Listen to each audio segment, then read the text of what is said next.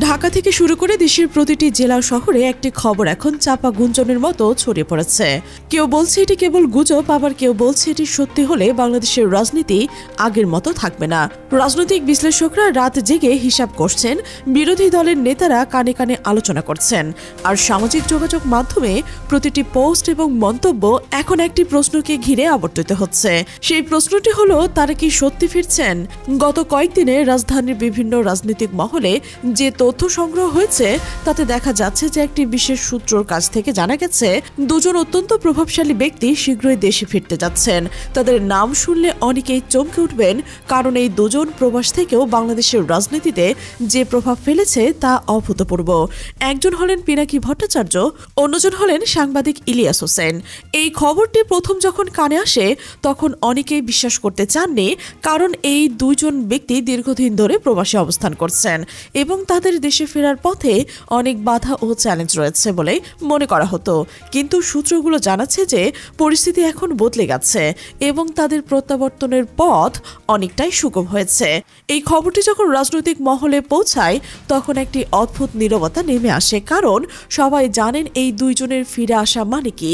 পিনাকি ভট্টাচার্যের নাম বাংলাদেশের রাজনীতিতে কোনো অপরিচিত নাম নয়। তিনি কখনোই কোনো রাজনৈতিক দলের সদস্য ছিলেন না এবং কোনো দলের টিকিটে নির্বাচনও করেননি, কিন্তু তার প্রভাব এমন যে অনেক রাজনীতিবিদের চেয়েও তার কথা মানুষ বেশি শোনে এবং মানে।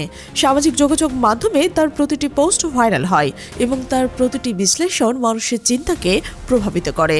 তিনি এমন একজন মানুষ যিনি ধারালো কথা বলতে ভয় পান না, বরং সত্য বলতে দ্বিধা করেন না, এবং এই কারণেই তিনি অনেকের কাছেই বিতর্কিত হলেও তরুণ সমাজের কাছে তিনি একজন হিরো। প্রবাসে থাকাকালীন তিনি যে বিষয়গুলো নিয়ে কথা বলেছেন তার মধ্যে সবচেয়ে আলোচিত ছিল জামাত শিবির সম্পর্কে তার মূল্যায়ন। তিনি বারবার বলেছেন যে জামাত শিবির হলো সৎলোক তৈরি করার কারখানা, এবং এই কথাটি যখন তিনি প্রথম বলেন তখন অনেকেই অবাক হয়েছিলেন, কারণ একজন হিন্দু পরিবার থেকে আসা ব্যক্তি যখন একটি ইসলামিক দল সম্পর্কে এমন ইতিবাচক মন্তব্য করেন তখন স্বাভাবিকভাবে মানুষের কৌতূহল বাড়ে।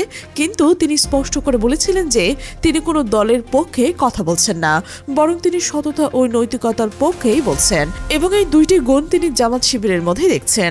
ডাকসু নির্বাচনের সময় যখন ছাত্র শিবিরের ভূমিধস বিজয় অর্জন করে তখন পিনাকি ভট্টাচার্যর প্রতিক্রিয়া ছিল অত্যন্ত উল্লেখযোগ্য। তিনি এই বিজয়কে তরুণ সমাজের জাগরণ বলে অভিহিত করেছেন এবং বলেছেন যে এই ফলাফল প্রমাণ করে যে দেশের তরুণরা এখন পরিবর্তন চায়। তার সেই বক্তব্য সামাজিক যোগাযোগ মাধ্যমে ঝড় তুলেছে এবং লাখ লাখ মানুষ তার এই মন্তব্য শেয়ার করেছে। অনেকে বলেছেন যে ডাকসু নির্বাচনে ছাত্র শিবিরের এই বিজয়ের পেছনে পিনাকি ভট্টাচার্যের পরোক্ষ প্রভাব ছিল, কারণ তার কথায় অনেক তরুণ ভোটারকে প্রভাবিত করেছিল। এবার আসা যাক সাংবাদিক ইলিয়াস হোসেনের প্রসঙ্গে। তিনি বাংলাদেশের সাংবাদিকতার নতুন ধারার প্রতিনিধি।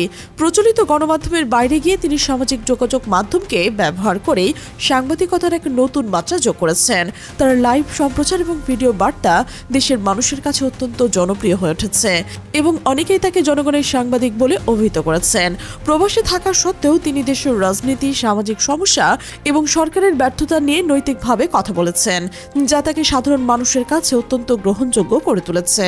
2024 সালে গণ অভ্যুত্থানের সময় ইলিয়াস হোসেনের ভূমিকা ছিল অসাধারণ।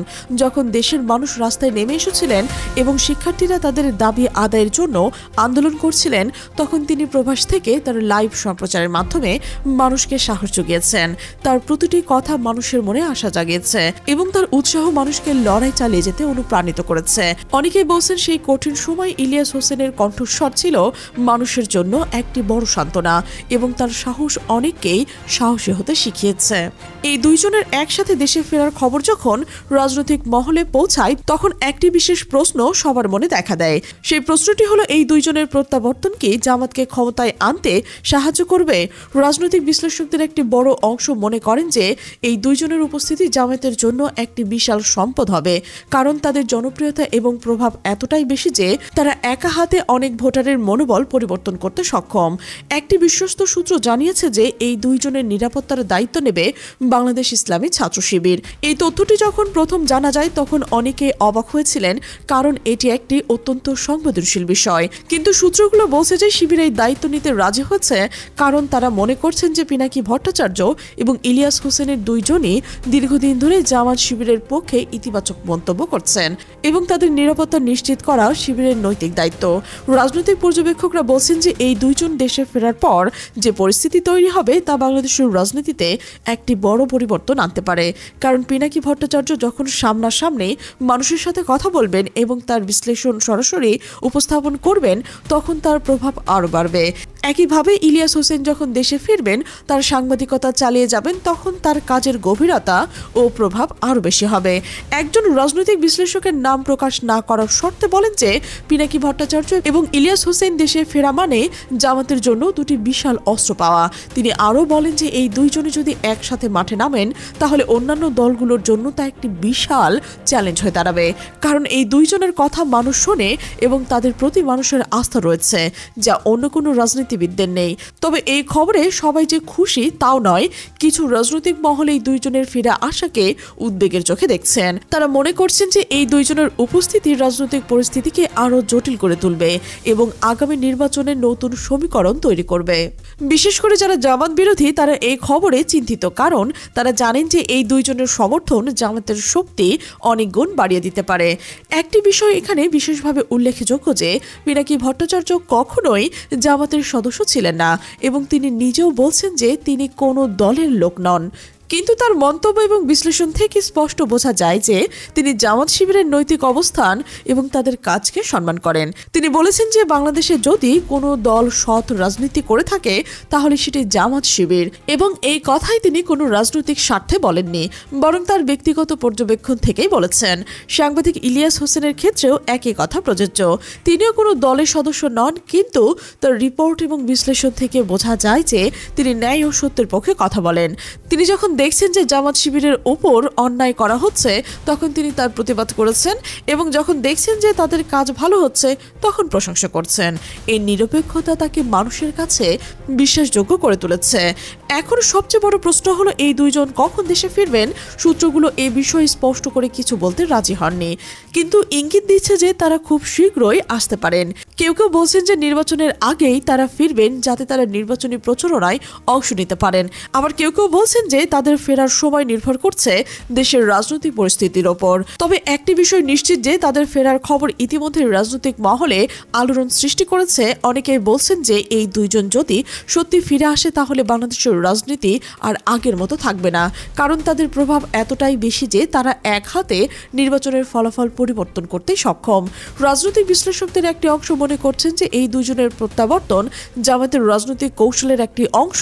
তারা বলছেন যে জামাত বুঝতে পেরেছে যে প্রচলিত রাজনীতির পাশাপাশি সামাজিক যোগাযোগ মাধ্যমের প্রভাব কতটা গুরুত্বপূর্ণ, এবং এই কারণেই তারা এমন দুজন ব্যক্তিকে কাছে টানতে চাইছেন যাদের সামাজিক যোগাযোগ মাধ্যমে বিশাল প্রভাব রয়েছে। অন্যদিকে কিছু বিশ্লেষক মনে করছেন যে এটি কোনো পরিকল্পিত কৌশল নয়, বরং একটি স্বাভাবিক একটি প্রক্রিয়া। তারা বলছেন যে পিনাকি ভট্টাচার্য এবং ইলিয়াস হোসেন দুজনেই স্বাধীন চিন্তার মানুষ এবং তারা তাদের নিজস্ব বিশ্বাস মূল্যবোধ থেকে কথা বলবেন। জামাত শিবিরের প্রতি তাদের সমর্থন কোনো রাজনৈতিক চুক্তির ফলাফল নয়, বরং এটি তাদের নিজস্ব পর্যবেক্ষণ ও বিশ্লেষণের ফলাফল। তবে যে কারণেই হোক, একটি বিষয় স্পষ্ট যে এই দুইজনের দেশে ফেরা বাংলাদেশের রাজনীতিতে একটি বড় ঘটনা হতে যাচ্ছে।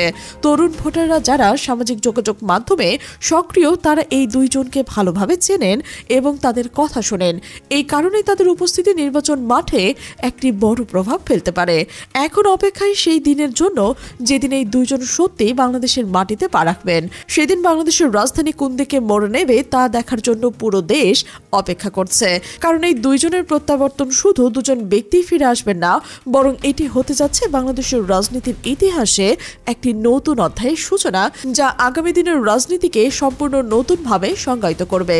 সব মিলিয়ে বলা যায় যে দেশের রাজনৈতিক আকাশে এখন এমন একটি ঝড়ের আভাস পাওয়া যাচ্ছে, এবং সেই ঝড়ের কেন্দ্রে রয়েছেন এই দুইজন শক্তিশালী কণ্ঠস্বর। তাদের ফিরে আসা মানে রাজনৈতিক সমীকরণের পরিবর্তন, জনমতের পরিবর্তন, এবং সবচেয়ে গুরুত্বপূর্ণ হলো ক্ষমতার ভারসাম্যের পরিবর্তন। এখন দেখার বিষয় যে এই পরিবর্তন কতটা গভীর আর কতটা স্থায়ী হবে।